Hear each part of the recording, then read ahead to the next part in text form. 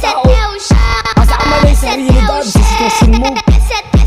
Pwede ba akong galaw, pwede ba akong sitwasyon?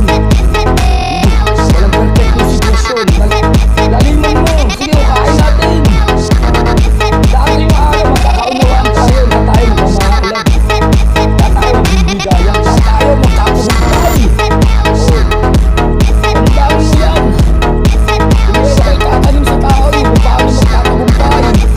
Dahil ang lahat ng tao, walang inangat sa buhay. Hindi ba ano makakaalis sa kahirapan. Dahil mahirap maging mahirap, bakit kailangan mong pahirapan? Di ba? Mahirap ang maging mahirap.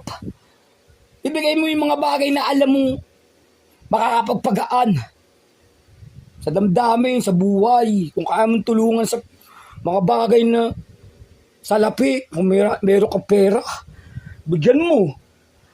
Kung gano'n yung marami kang pera, pagyayab mong puto sa tao, alam mo nahihirapan na.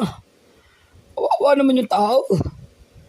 Hindi ka na nga nagbigay, nagyabang ka pa. Aba, kahit Diyos yata, hindi ka patatawari pag gano'n eh. Buti pa yung tindero, patatawarin ka pag kulang yung pera mo. No? Ngayon sa gano'n, yung mga taong hindi tumatanggap ng tawad.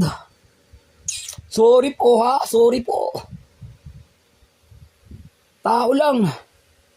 Nangangatwiran lang ho.